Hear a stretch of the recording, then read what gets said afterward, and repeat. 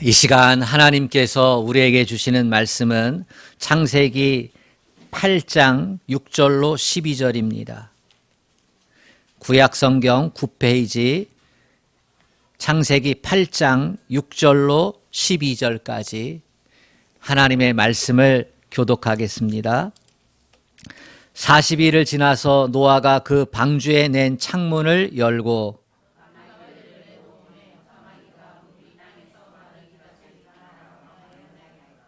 그가 또 비둘기를 내놓아 지면에서 물이 줄었는지를 알고자 하매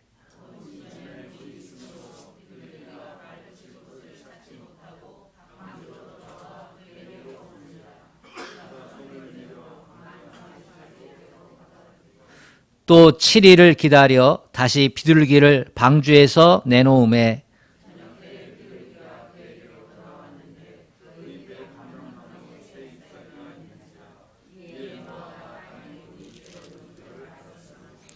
또 7일을 다 같이요. 또 7일을 기다려 비둘기를 내놓음에 다시는 그에게로 돌아오지 아니하였더라. 아멘.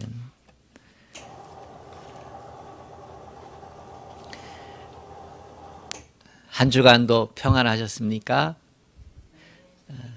평안하신 줄로 믿습니다. 주님만 사랑하면 아멘 합시다. 아멘. 힘든 소식들이 많이 들려오는 시절입니다. 특별히 경제적인 부분에서 살기 더 힘들어질 것이다. 이렇게 예견하는 목소리가 많이 있습니다. 전문가들이 그렇게 얘기를 하고요. 또 일반적으로 우리들도 조금만 귀를 기울이면 이 세계가 지금 경제적으로 얼마나 힘들고 어려운 위기에 처하는지 깨닫게 되어집니다. 우크라이나 러시아 전쟁은 언제 끝날지 모르고요. 그로 인해서 이 유가 에너지 위기는 널뛰고 있습니다. 코로나로 인해서 경기 부양책이 세계 여러 나라에서 진행이 되었고 이로 인해서 인플레이션이 얼마나 크게 일어나는지 모릅니다. 점점 인플레이션 때문에 금리가 올라가고 이로 인해서 경제활동이 위축이 될 겁니다. 그 여파가 몇 년 갈 것이다. 이러한 이야기도 들려지고 있습니다. 중국의 코로나 봉쇄는 여전하고요. 그리고 부동산 침체가 세계적으로 경제 쓰나미를 몰고 올 거다. 이렇게 예견하는 사람들도 많습니다. 우리나라는 또 어떻습니까? 우리나라도 시한폭탄 하나 들고 있지요. 바로 가계부채입니다. 각 가정마다 많은 은행의 빚을 지고 있습니다. 이걸 어떻게 견뎌야 될까? 이렇게 생각하면 여러분 마음에 한숨이 턱 나오기도 하고 저도 그렇습니다. 경제 전문가들도 그렇고 우리도 그렇게 생각하고 있는데 그러면서 계속해서 들려오는 소식은 비관적인 소식이 많습니다.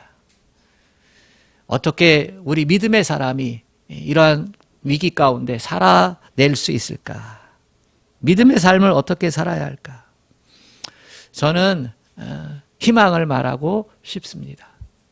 오늘 본문은 노아가 40일간의 홍수를 끝났을 때에 그 이후의 내용을 담고 있습니다. 홍수가 재앙인 건 아시지요? 홍수가 심판인 건 아시지요? 이것이 왜 심판이냐면 재앙이냐면 하나님께서 그렇게 성경에 말씀하셨어요. 세상 사람들이 전부 다 자기 소견에 옳은 대로 살고 있다. 하나님 무시하고 하나님 없는 것처럼 자기 소견에 옳은 대로. 그 말은 자기 마음대로 서로 다 살겠다고 하니까 나타나는 현상이 죄라는 겁니다. 여러분, 죄는 하나님을 떠나서 자기 마음대로 살려고 하는 인간이 늘 행하게 되는 결과물들입니다. 자기 마음대로 살면요, 잘 될 것 같지만 그것이 죄가 되고 그의 결과물로 인해서 서로 불행해지는 거예요.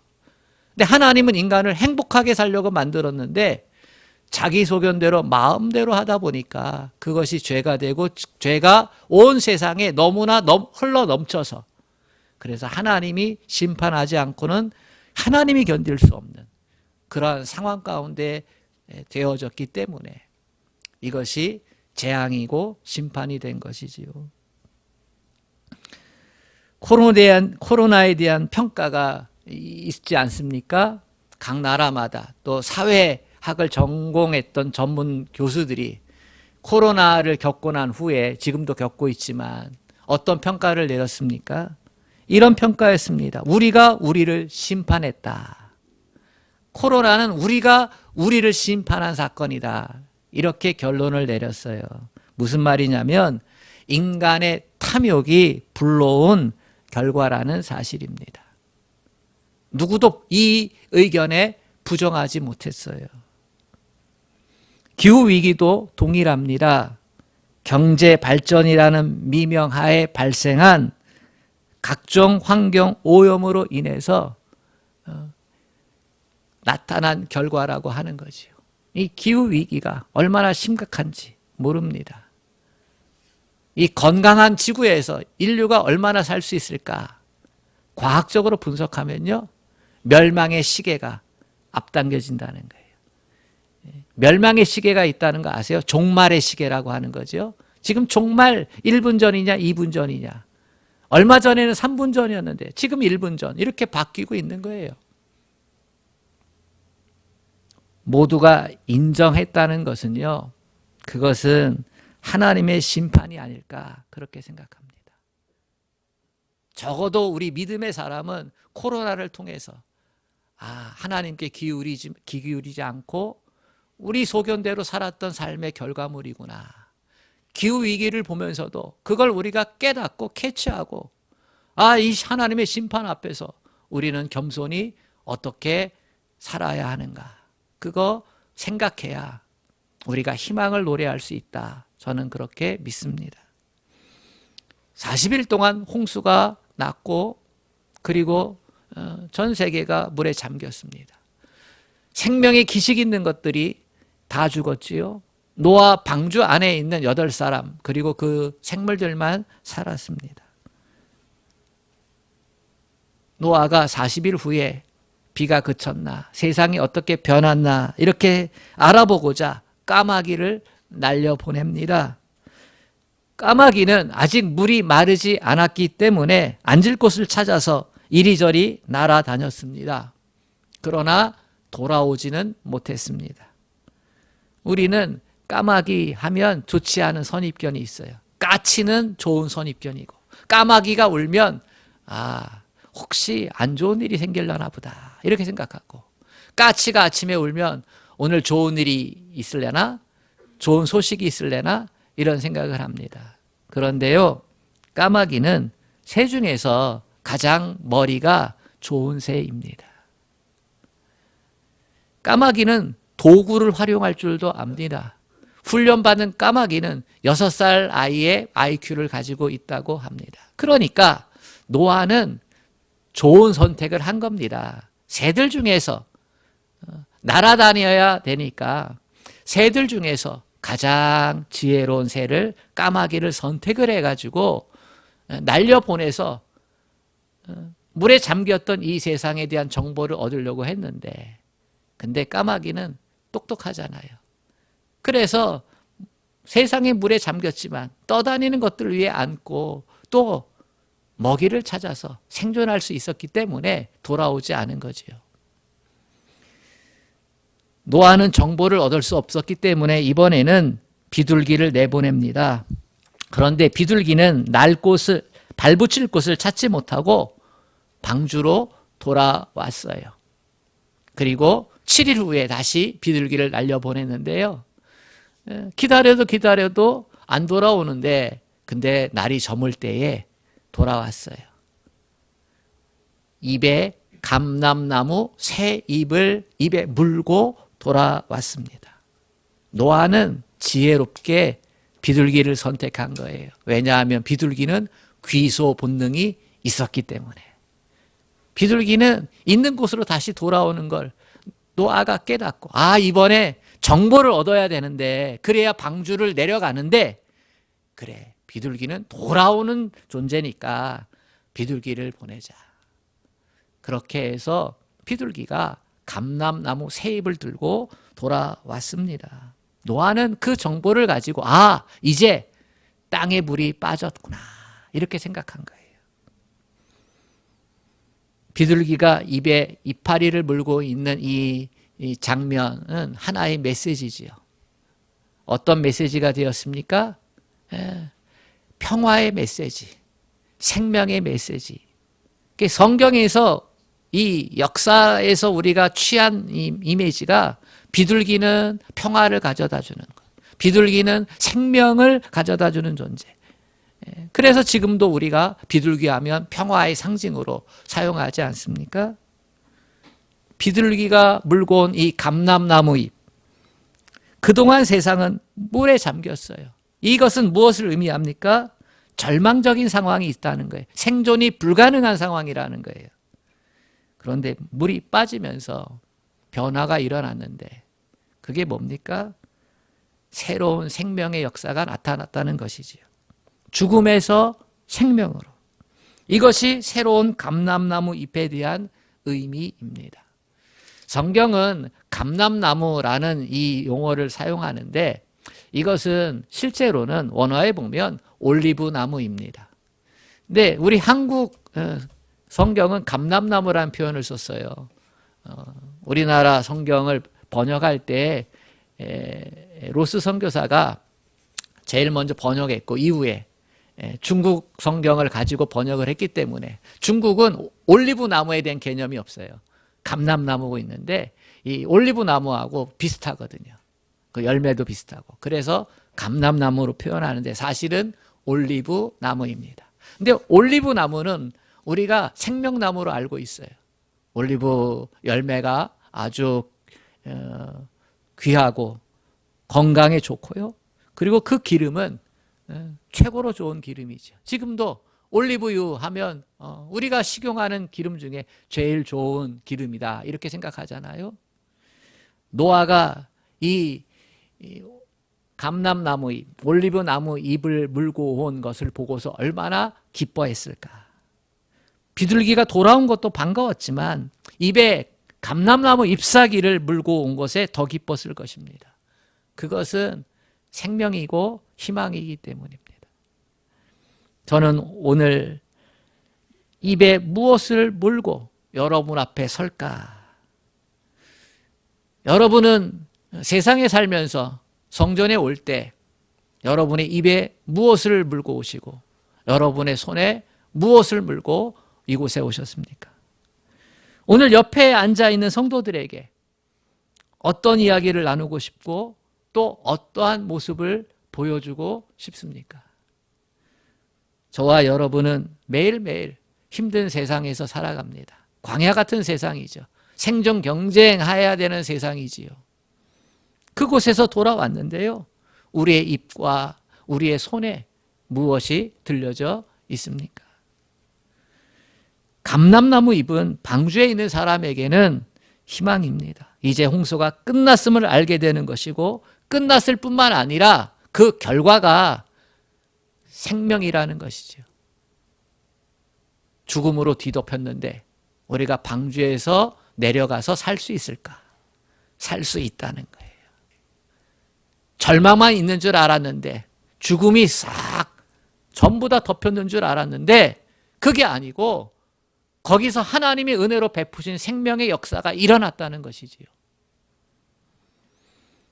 저는 비둘기의 모습에서 저의 모습을 보고 싶습니다. 희망을 입에 물고 와서 희망을 말하는 인생이 되고 싶습니다. 내 생각을 말하고 내 주장을 말하는 것이 아니라 주님이 내 눈에 보여주고 주님이 내 귀에 들려준 그것을 말하고 싶습니다. 교회는 희망을 말하는 공동체입니다. 그것도 그냥 희망이 아니고 절대 희망. 누구에게나 다 동일한 희망을 말하는 것, 누구에게나 꼭 필요한 희망을 말하는 것, 그것이 교회입니다. 세상은 드러난 현실을 보고 어떻게 이야기합니까? 불안을 얘기하고 두려움을 얘기하고 절망을 얘기하고, 그러나 성경은 언제나 희망을 노래했습니다. 이것이 무엇을 의미합니까? 인간은 현실을 보고 힘들어하고 고통스러워하고 그리고 절망을 얘기하지만 하나님은 언제든지 우리에게 희망을 주신다는 사실입니다. 창세기를 딱 피세요. 그러면 무엇이 기록되어 있습니까? 흑암이 가득 차고 혼돈하고 무질서했다는 거예요. 절망이지요. 근데 그곳에서 하나님이 창조의 역사를 일으키셨습니다. 아담이 죄를 짓고 숨어서 부끄러움을 나뭇잎으로 가렸는데, 그거 말라가면 또다시 나뭇잎 가려야 되는데 하나님이 뭐 주셨어요? 가죽잎 옷을 지어서 입혔다 그랬어요. 400년간 노예의 삶을 살던 민족에게 하나님은 출애굽의 해방, 자유를 주셨습니다. 주님은 십자가의 죽음으로 끝나지 않고 부활의 역사를 이루셨습니다. 하나님을 믿는 자들이 누굽니까? 그리스도인들이죠. 그리스도인들은 그 입으로 희망을 말하는 자들입니다. 근거 없는 희망이 아니라 하나님이 주신 희망입니다. 희망을 물고 사는 사람들이 그리스도인입니다. 우리 사회의 가장 큰 문제 중에 하나는 균형의 상실입니다. 한쪽에만 귀를 기울이고 한쪽의 것을 보고 한쪽의 것만 말하려고 합니다. 이 문제가 한국 사회의 일배의 문제가 되고 태극기 부대의 문제가 되고 극우가 되고 극좌가 되었습니다. 문제는 이런 모습을 가진 사람들이 점점 많아진다는 데 있습니다. 극좌가 되고 극우가 될 때 역사는 항상 현실이 어려움 있을 때 그렇게 됐어요. 인류의 역사를 보면요, 언제 극우가 되고 언제 극좌가 되느냐, 사는 게 힘들 때. 그래서 사는 게 너무 힘들어서 이 고통에서 벗어나려고 하다 보니까 극좌를 선택하든지 극우를 선택하든지 그랬어요. 또 하나는 욕망이 절제가 안 될 때 나타나는 현상입니다. 인간의 욕망을 부추기는 거지요. 우리만 최고다. 우리만 잘 살자. 우리는 특별한 존재다. 이러면서 말이죠. 욕망을 부추겨가지고 극우를 가게 하든지 극좌를 가게 하든지. 우리만 그런 건 아닙니다. 러시아가 그랬고 독일이 그랬고 작금의 이탈리아가 그렇고 미국도 그렇습니다. 정말 힘들어서 못 살겠다. 싹 다 갈아엎어보자. 거기에 진리가 있는지 없는지 옳고 그른지 판단하지 않고 내가 너무나 힘드니까 갈아보자. 차라리 군사정권 시설이 좋았다. 이렇게 말하는 사람도 있고요. 차라리 나치 시절이 좋았다. 스탈린 시절이 좋았다. 신나치주의, 신스탈린주의 이렇게 회귀하기도 합니다. 균형을 상실한 말들이 너무나 많이 돌아다닙니다. 편협된 생각은 이성의 마비를 가져옵니다. 이성이 마비가 되면 부정적인 언어를 쏟아내는 거죠. 입이 거칠어지는 거예요. 감정이 거칠어지게 되는 거예요. 결국 싸우게 되지요. 결국은 죽음 이야기를 하는 겁니다. 비난과 비방과 저주가 담긴 이야기뿐입니다. 너 죽고 나 살자. 그런 이야기가요, 요즘 전 세계에 가득 찹니다. 어떤 결말이 옵니까? 너 죽고 나 살자 해가지고 극우 극좌로 가게 되면 그러면 현실은 다 망해요. 전쟁에서 망하지 않는 민족, 망하지 않는 나라가 있습니까? 다 그렇게 망하는 것입니다. 그래서 우리는 균형을 잡아야 됩니다. 그 말은 아무리 힘들고 어려운 현실, 또 내 안에 욕망이 있다 할지라도 희망을 얘기해야 된다는 거예요. 희망적인 이야기가 우리 가슴에 담겨 있어야 합니다. 희망을 말하는 사람이 진정 사람을 살리는 일을 하게 됩니다. 성경은 심은 대로 거둔다고 갈라디아에서 분명히 얘기하고 있습니다. 콩 심은 데 콩 나고요, 팥 심은 데 팥 나는 겁니다. 썩은 이야기를 하면 썩어가는 것이에요. 희망을 말하면 그곳에 살리는 역사가 일어나는 것입니다. 현실을 비관하고 부정하는 말만 한다면 힘들고 어려운 사람들 더 힘들게 하는 겁니다. 물론 우리가 비판할 건 비판하고 비난할 건 비난해야겠지요. 그러나 그것만 하면 안 됩니다. 반대편도 볼 줄 아는 여유를 가져야 합니다. 우리는 감람나무 잎을 물고 돌아온 비둘기를 기억해야 됩니다. 우리의 입에 생명에 관한 것들을 담아야 합니다. 우리가 물어야 할 새 감람나무 잎은 예수 복음입니다. 복음을 물고 있으면 더 이상 나쁜 말이나 부정적인 말을 하지 않게 될 것입니다. 대신 희망을 말할 것입니다. 언제든지 어느 곳에서든지 희망을 말하는 것입니다. 희망을 말하면 좋은 점이 있습니다. 어둠이란 수렁에 빠지지 않게 됩니다. 자학이라는 수렁에 빠지지 않게 됩니다. 절망에 포로되지 않게 됩니다. 자꾸 부정적인 것을 말하면 그것이 얼굴에 나타나고 결국 비관론자의 인격이 됩니다. 반대로 희망을 말하는 사람은 긍정론자의 인격이 됩니다. 하나님께서 예수님을 죽음에서 살려 부활에 이르게 하신 것은 우리로 하여금 생명을 생명되게 하기 위함입니다. 복된 생명을 우리에게 주시기 위한 것이지요. 희망을 말하게 하는 겁니다. 희망을 말하는 사람에게 결론은 희망입니다. 특히 복음 안에서 희망을 말할 때 하나님은 그냥 계시지 않습니다. 우리가 희망한 희망의 열매를 맺게 해 주시는 줄로 믿습니다.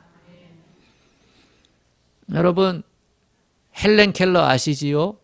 헬렌 켈러는 태어나면서부터 시각장애인이고 그리고 청각장애인입니다.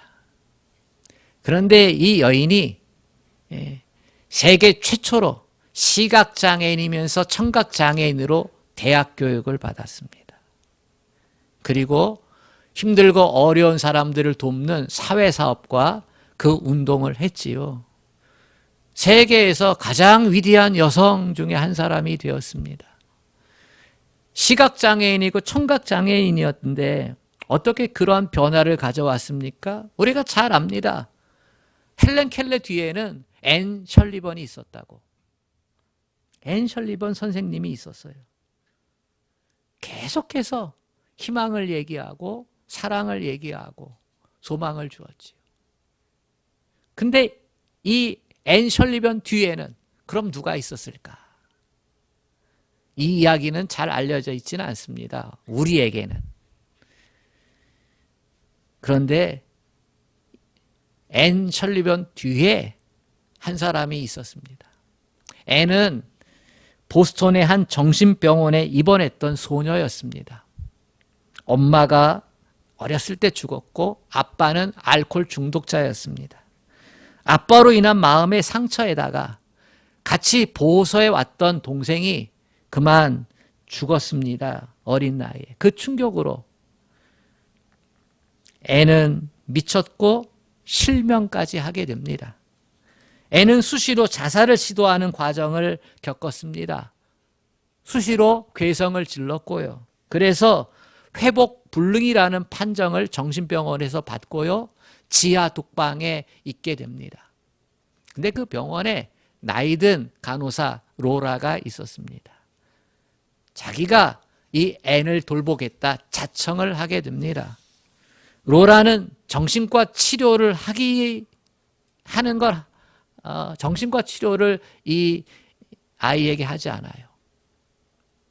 로라는 그냥 친구가 되어주기로 작정을 합니다. 그래서 매일 지하 독방에 맛있는 음식을 가지고 갑니다. 매일 찾아가는 거예요. 그리고 매일 책을 읽어줍니다.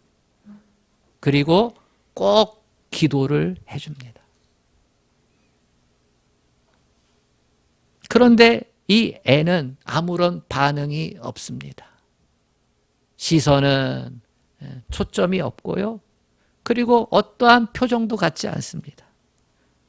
어떠한 음식도 손을 대지 않습니다. 그렇게 몇 달이 흐릅니다. 그럼에도 불구하고 로라는 똑같이 음식을 가져가고 책을 읽어주고 기도를 해줍니다. 어느 날 로라는 앤 앞에 놓아준 초콜릿 접시에서 초콜릿 하나가 없어진 것을 발견합니다. 용기를 얻고 로라는 계속해서 책을 읽어주고 기도해 줍니다.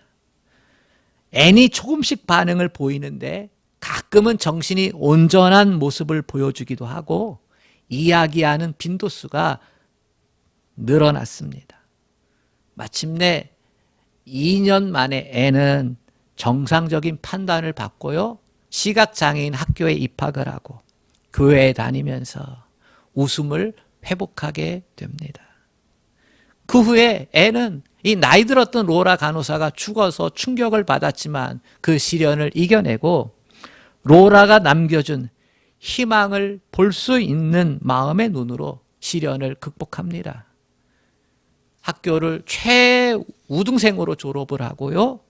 한 신문사의 도움으로 개안 수술도 하게 됩니다. 수술 후에 어느 날 앤은 신문 기사를 보았는데요. 보지 못하고 듣지 못하고 말하지 못하는 아이를 돌볼 사람을 구함. 앤은 그 아이에게 자신이 받은 사랑을 돌려주기로 작정을 합니다. 주위에서 다 말렸습니다. 보지도 못하고 듣지도 못하고 말하지도 못하는 아이를 어떻게 돌본단 말이냐. 그런데 앤은 말합니다. 저는 하나님의 사랑을 확신합니다. 결국 사랑으로 이 아이를 20세기 최고의 여성으로 키워냈습니다. 그 아이가 헬렌 켈러인 것이지요. 헬렌 켈러는 말합니다. 항상 사랑과 희망과 용기를 불어넣어준 앤 설리번의 선생님이 없었으면 저도 없었을 겁니다. 만약 제가 볼 수만 있다면 가장 먼저 앤 설리번 선생님을 보고 싶습니다. 그녀는 말합니다. 희망은 성공으로 인도하는 신앙이다.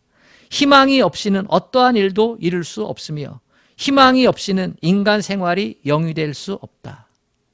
희망이 희망을 낳는 것이지요. 정신의학자 메슬로는 희망은 인간의 가치관을 좌우한다 했습니다. 어떠한 희망을 갖고 있느냐에 따라서 그 사람의 가치관이 달라진다는 거예요. 저는 이 말을 희망을 갖지 못한 사람은 비관론자의 인격을 갖게 되고 희망을 가진 사람은 긍정론자의 인격을 갖게 된다고 생각합니다. 희망이 가치 있는 인생을 살게 만든다는 것이지요. 사랑하는 여러분, 우리에게는 희망의 근거가 있습니다. 십자가 복음입니다. 아멘. 세상 사람들은 희망의 근거를 발견하지 못해요. 현실은 언제나 힘들잖아요. 고통은 언제나 찾아오잖아요. 내가 예상치 못했던 사건, 사고가 얼마나 많이 있습니까? 그렇죠? 세상에는 좋은 소식보다 안 좋은 소식들이 훨씬 더 많이 만들어지고 재생산되어지고 또 가공됩니다. 그런데 어떻게 우리가 긍정론자가 되겠어요? 어떻게 우리가 희망을 얘기하겠어요? 그래서 저는 예수님 안에서 발견하는 희망만이 참된 희망이라고 생각합니다. 만약 여러분이 가지고 있는 희망 가운데 예수님 없는 희망이 있다면 그것은 가짜 희망일 겁니다. 그것은 언젠가는 사라지고 언젠가는 썩어지고 언젠가는 날아갈 겁니다. 참된 희망은 우리에게 생명을 주신, 우리 존재를 새롭게 하신 십자가 복음의 희망뿐입니다. 우리는 그 희망 안에서 세상을 바라보면서 우리는 긍정의 말을 하고 희망의 말을 하는 것입니다. 좋은 말을 하는 것이지요. 행복의 말, 감사의 말을 하는 것입니다. 예수님 때문에 희망을 얘기하고 또 예수님 때문에 또 희망을 얘기하고, 만약 여러분이 목사님은 무엇 때문에 희망을 얘기합니까? 하면 저는 단호하게 망설이지 않고 얘기할 겁니다. 예수님 때문에 희망을 이야기합니다. 살면서 내 힘으로 안 되는 일들을 만나잖아요. 내 힘으로 안 되는 일을 만나지 않으면 인생을 논하지 마세요. 내 힘으로 안 되는 게 있어요. 아무리 애쓰고 수고해도 내가 대신 해줄 수 없는 게 있잖아요. 그죠? 대신 죽어줄 수가 없어요. 대신 먹어줄 수도 없어요. 내가 먹어서 그 사람이 건강하다면 그럴 수 있지만 그렇게 되는 게 아니에요. 대신 아파줄 수도 없는 거예요. 아무리 사랑해도. 그럼에도 불구하고 그 순간에 희망을 가질 수 있는 건 십자가의 은혜를 주신 하나님이 계시다는 사실이에요. 하나님이 하신다는 사실이에요. 아멘. 그래서 우리는 복음 안에서 희망을 갖는 겁니다. 복음 안에서 우리는 선한 말을 하고 복된 말을 하는 것입니다. 힘들다고 여러분 가슴에 격한 말을 하지 마세요. 격한 것을 담지 마세요. 우리는 어떠한 일이 있어도요, 희망을 담고 선함을 담고, 아멘, 착함과 의로움을 담고, 그걸 못한 건 회개해야 돼요. 그리고 한 번 못했다고 영원히 못하는 거 아니에요. 하나님 할 수 있게 붙잡아 주세요. 도와주세요. 하나님이 우리를 향한 뜻은 우리가 생명을 생명답게 가지고 사는 인생이 되는 겁니다. 복덩이로 사는 인생이 되는 겁니다. 힘들고 어려울 때 희망을 말하고 희망을 얘기하고 생명을 말하고 생명을 얘기할 수 있는 그런 귀한 은혜가 여러분과 저에게 주어지기를 주님의 이름으로 축복합니다. 하나님 아버지, 우리는 힘든 현실을 보면 낙심하고 두렵고 좌절하고, 그래서 하나님 마음에도 없는 소리 할 때가 있습니다. 하나님 격한 말을 하고 비난하고 저주하고, 아버지 너 죽고 나 살자, 이렇게 극과 극을 달리는 상황과 현실에서 균형을 잃어버릴 때가 많습니다. 하나님, 창조는 우리에게 희망입니다. 출애굽의 구원은 우리에게 희망입니다. 예수의 부활은 우리에게 절대 희망입니다. 언제든지 우리에게 희망을 주시는 하나님, 우리에게 희망을 말할 수 있고 희망을 노래할 수 있다면 그거는 십자가의 복음뿐입니다. 이 사실을 우리가 영의 눈을 들어 깨닫고 이 시간 마음속에 새겨서 우리로 하여금 주님 안에 희망을 노래하며 그렇게 생명을 나누는 일에 힘쓰며 살아갈 수 있는 우리 모두가 되게 하여 주옵소서. 성령님, 지금 이 시간 우리 안에 혹시 아버지 고통 가운데 쓴뿌리가 생겨 하나님 희망을 말하고 싶어도 말하지 못하는 인생이 있습니까? 잘못된 지식과 선입견으로 편견만 가지고 사는 인생이 있습니까? 하나님, 십자가의 복음 안에서 다시 선함을 얘기하고 생명을 이야기하고 축복을 얘기할 수 있는 입술 되게 하여 주옵소서. 비둘기 입에 물려진 감람나무의 잎사귀가 우리의 입술에도 담겨지게 하여 주옵소서. 예수님의 이름으로 기도합니다. 아멘. 찬송가 411장입니다.